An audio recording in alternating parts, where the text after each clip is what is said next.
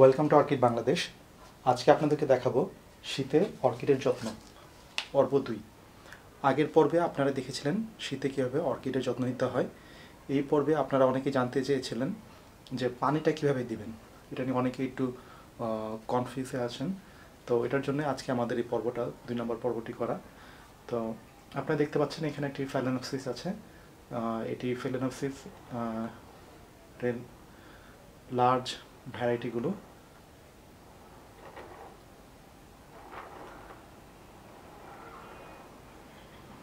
ফ্যালেনোপসিসের আরেকটি নাম হচ্ছে মথ অর্কিড। আর আপনারা যে এই অ্যারেঞ্জমেন্টটি দেখতে পাচ্ছেন এটাকে বলা হয় ক্যাসকেড অ্যারেঞ্জমেন্ট। আপনারা অনেকেই জানতে চেয়েছেন যে এই অ্যারেঞ্জমেন্টটি কীভাবে করা হয়।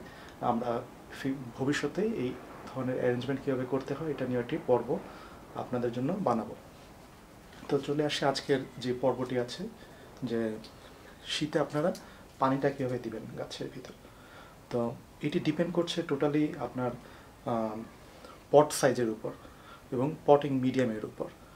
তারপরে হচ্ছে আপনার অর্কিডটিকে মাউন্ট করা, আপনার অর্কিডটি কি বেয়ার রুট অথবা অর্কিডগুলো কি ভ্যারাইটির, ভ্যান্ডা, মকারা, ফ্যালেনোপসিস, ড্যান্ড্রোবিয়াম, ক্যাটলিয়া, এটার উপর ভ্যারি করে। তো অনেকেই জানতে চেয়েছেন একটি জিনিস, যে নতুন পটিং করা অর্কিডে তাদেরকে বলা হয়েছে কেনার সময় নতুন পটিং করা অর্কিডে দিনে 3-4 বার পানি দেওয়ার জন্য। এবং ড্যান্ড্রোবিয়াম ক্যাটলিয়াতে একই কথা বলা হয়েছে। আপনারা যদি শীতকালে ড্যান্ড্রোবিয়াম ক্যাটলিয়াতে 3-4 বার পানি দেন, তবে যেটা হবে যেই রুটসগুলো আছে এগুলো একসময় সাফোকেট হয়ে শুকিয়ে যাবে, পচে যাবে এবং গাছটি আস্তে আস্তে দুর্বল হয়ে যাবে। সাধারণত ড্যান্ড্রোবিয়ামের পুরাতন গ্রোথ থেকে বা ক্যাটলিয়া বা যে কোনো অর্কিডের পুরাতন গ্রোথ থেকে শিকড় বের হয় না, একমাত্র ফ্যালেনোপসিস এবং ভ্যান্ডা টাইপের কিছু মনোপোডিয়াল অর্কিড ছাড়া। ওখানে সবসময় নতুন গ্রোথ থেকে আপনার শিকড় বের হবে।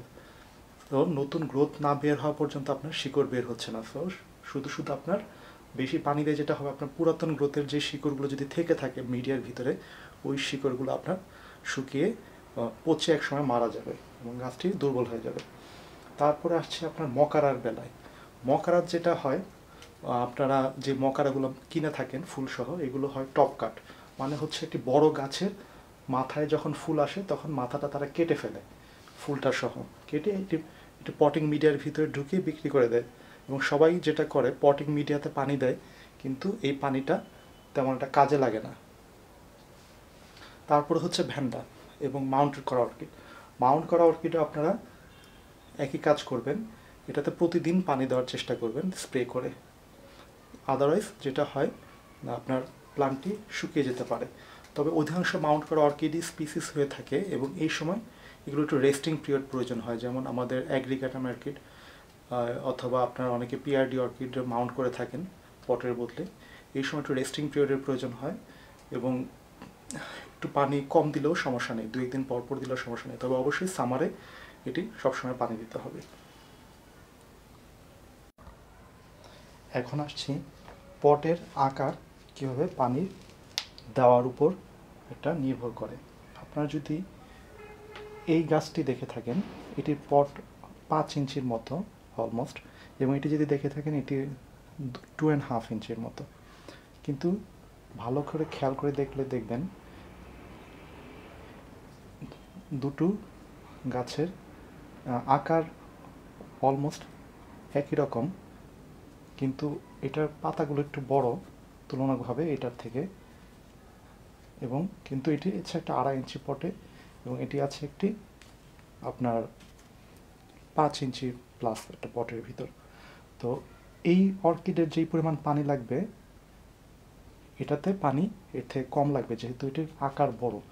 একবার পানি দিলে এটা শুকাতে অনেক সময় লাগবে ভিতরের মিডিয়াগুলো, কিন্তু এটি রিলেটিভলি ফাস্ট শুকিয়ে যাবে এই অর্কিডটি, কারণ হচ্ছে এটার পটের আকার ছোট।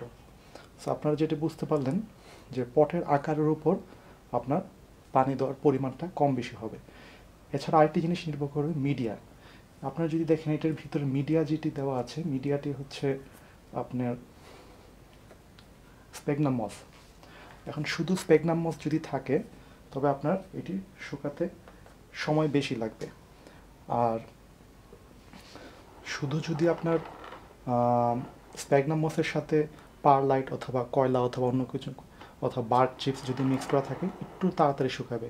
আর আপনারা যদি স্প্যাগনামসের বদলে অন্য মিডিয়া যেমন আমাদের কোকো হাস্ক অথবা কোকো চিপস যদি করে থাকেন, কোকো হাস্ক একটু দেরিতে শুকাবে, কোকো চিপস একটু তাড়াতাড়ি শুকাবে।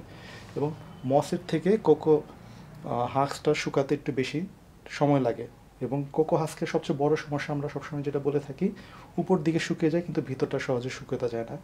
এর ফলে যেটা হয় আমরা মনে করি অর্কিডটি শুকনো আছে, কিন্তু আমরা যখন ভিতরটা সবসময় ভেজা থেকে যায় এবং পানি দেওয়ার ফলে রিপিটেডলি যেটা হয় শিকড়গুলো সাফোকেট হয়ে একসময় গাছটি দুর্বল হয়ে যায়। তো আপনারা যদি এই পটটি ভালো মতো দেখেন, আপনারা খেয়াল করে দেখবেন এটার ভিতরে শিকড়গুলো সবুজ আছে। এখান থেকে দেখা যাচ্ছে সবুজ শিকড় মানে শিকড়গুলো একদম তাজা। কিন্তু এই শিকড়গুলো যদি আপনার থিন হয়ে আসে, মানে পাতলা হয়ে আসে এবং পানি দেওয়ার পরেও যদি সবুজ না হয়, তাহলে বুঝতে হবে শিকড়গুলো পচে গিয়েছে বা শিকড়গুলো মারা গিয়েছে, কাজ করছে না। কিন্তু এটা কিন্তু আবার অন্য অর্কিডের ক্ষেত্রে প্রযোজ্য হবে না। যেমন আপনার স্লিপার অর্কিডের শিকড় আপনি যতই পানি দেন ওটা কিন্তু কখনো সবুজ হবে না, ওটা খয়েরি বা একটা মরা টাইপের শিকড়ের মতো দেখতে মনে হয়, কিন্তু ওইটা শিকড়টি জীবিত আছে। ড্যান্ড্রোবিয়াম এবং ক্যাটলিয়ার সহ আরও যেমন আপনার ভ্যান্ডা, মকারা, ওদের অর্কিডও শিকড় দেওয়ার পর পানি দেওয়ার পর শিকড়টি সবুজ হয়ে আসে একসময়। তো ওই দেখে বোঝা যায় যে ওটার শিকড় আপনার তাজা আছে, এখনো জীবিত আছে। তো এখন যেটা হচ্ছে আপনার এই অর্কিডটি যদি আমরা অন্য মিডিয়াতে লাগাতাম, যেমন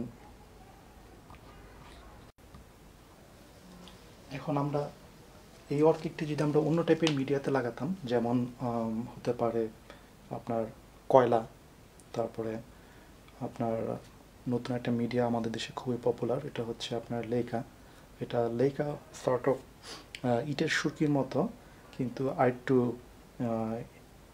এয়ারি এবং একটু লাইট, এবং এটা যেটা হয় এটা পানি সহজে ধরে রাখে না। তো ওই টাইপের মিডিয়াতে যদি আপনি লাগান তবে এটাতে অলমোস্ট প্রতিদিন পানি দিতে হবে, মানে শিকড় যখন সাদা হয়ে আসবে সবুজ থেকে তখনই আপনার এটা পানি দিতে হবে। এটা হচ্ছে এই ধরনের অর্কিড যেগুলো শিকড়ের কালার সবুজ হয় পানি দেওয়ার পর বা সতেজ হয়, এই ধরনের অর্কিডের জন্য প্রযোজ্য। কিন্তু অন্য ধরনের যে অর্কিডগুলো আছে যেগুলোর শিকড় আপনার দেখা যায় না বা ট্রান্সপারেন্ট পটে নেই, যেমন আপনার ক্যাটলিয়া বা ড্যান্ড্রোবিয়াম, ওগুলোতে কীভাবে পানি দেবেন? ওগুলোতে যেটা করতে পারেন, আপনার মিডিয়া উপরে আপনার টাচ করে দেখবেন যদি শুকিয়ে আসে তখনই পানি দেওয়ার দরকার আছে। এবং ক্যাটলিয়া অর্কিড যেটা হয়, ক্যাটলিয়া অর্কিডে যেহেতু প্রিসোডো বাল্ব থাকে, এই অর্কিডগুলোতে নাই, এগুলো হচ্ছে মনোপোডেল অর্কিড এবং এটা শুধু পাতা। যেহেতু প্রিসোডো বাল্ব থাকে, প্রিসোডো বাল্বগুলো পানি ধরে রাখে, ক্যাটলিয়া এবং অনসিডিয়ামের প্রিসোডো বাল্ব পানি ধরে রাখে। যদি গাছটি কখনো পানির প্রয়োজন হয়, বেশি শুকিয়ে আসতে থাকে, তখন দেখবেন বাল্বগুলো একটু কুঁকড়ে যায় বা একটু রিঙ্কেল পড়ে যায় বাল্বগুলো, তখন বাল্বগুলো স্মুথ থাকে না, তখন বুঝতে পারবেন যে পানির প্রয়োজন আছে। আর এই টাইপের যে অর্কিডগুলো আছে যেগুলো আপনার ফেলানোপসিস, এগুলোর পাতা দেখবেন যথেষ্ট শক্ত আছে, বড় জাতের পাতাগুলো যথেষ্ট শক্ত থাকে, কিছু পাতা থাকে একটু সফট কুকুরের কানের মতো, কিন্তু কিছু থাকবে শক্ত। তো শক্ত থাকা মানে হচ্ছে এটাতে যথেষ্ট পানি আছে। যখন এটিতে পানি কমে আসবে পাতাটা আস্তে আস্তে একটু সফট হয়ে আসতে থাকবে, তখন বুঝতে পারবেন এর পানির প্রয়োজন আছে এবং তখনই আপনি এটাতে পানি দিতে পারবেন। তো আরেকটি ব্যাপার হচ্ছে, যারা এগুলোকে মাউন্ট করবেন, এই টাইপের গাছ মাউন্ট করলে অবশ্যই আপনারা প্রতিদিন পানি দেওয়ার চেষ্টা করবেন। যেটা হয় মাউন্টের সময় আপনার বাতাস এবং হিটে খুব ফাস্ট পানিটা